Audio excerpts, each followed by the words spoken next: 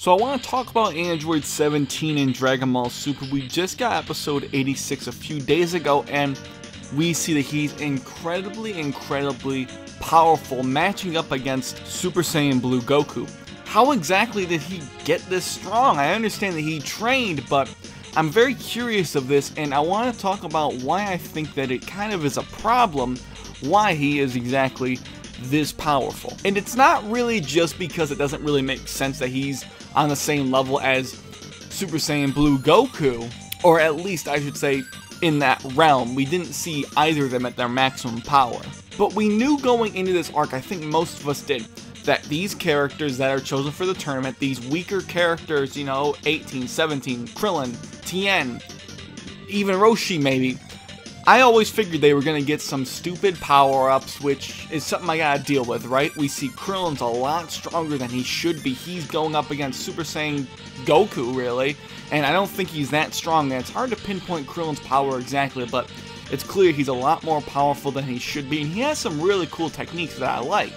But he kind of just got that power really quick. You know, we got some episodes covering that. We're not exactly sure where Android 18's power lies exactly, but I would have to imagine she's about the same as she's always been.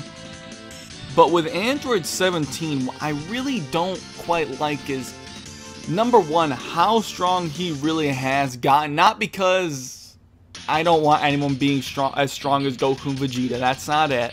But I feel like it's unnecessary to make 17 quite that powerful. I understand we haven't seen him since the Cell Saga, right? I understand that they want him to be making a huge comeback, right? Be super strong. All we really know is that 17's really been training. We just don't know what he's been doing, but I can't imagine it's something that would make him quite that powerful. We saw Frieza, who had never trained a day in his life and really was kind of a prodigy in a way. We even get it elaborated in Dragon Ball Super that he was training with Togoma. That to me makes sense. With Frieza, I could see that though, getting to a godly power by really doing pretty intense training for the first time in his life. And maybe that's the same thing that happened here with 17, but I don't imagine him having a training partner. I don't see what kind of rigorous training he could have been doing all of these years. And I do think that the androids can get stronger, but to this level, I'm not sure. And the reason I really don't like it, and I feel like it's a misstep, at least to me, I feel like it undermines the training that Goku and Vegeta did with Whis. So, you got this insane exclusive training that Goku and Vegeta take, and Android 17 does something, whatever it is, and becomes just about as strong as they are. I think that just really does make Whis' training a little bit less special sounding, and that's kind of my biggest issue, is it really does undermine that. And not only that, I'm not sure if they're going to do this in the tournament or not, but one thing I want to see, I'm not sure if they can do it if there's this big of a power gap.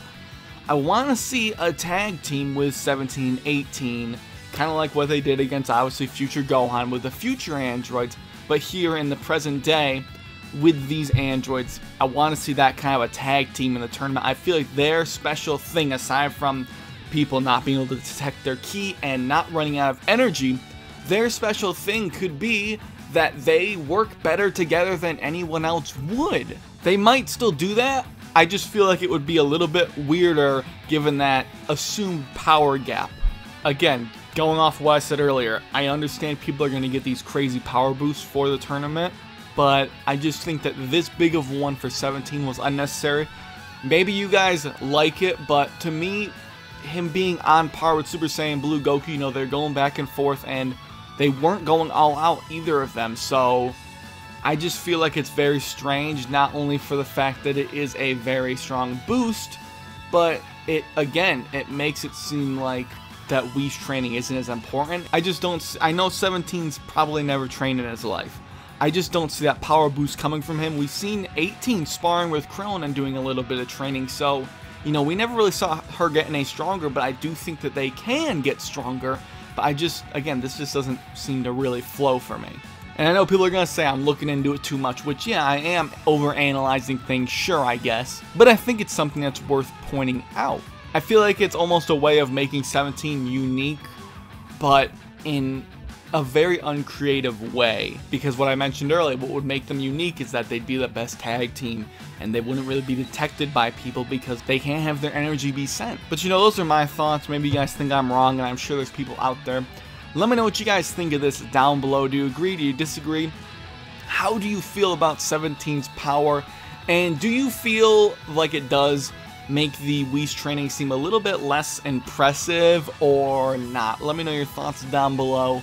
But other than that, let's thank you guys for watching this video as always, and of course, I'll catch you later.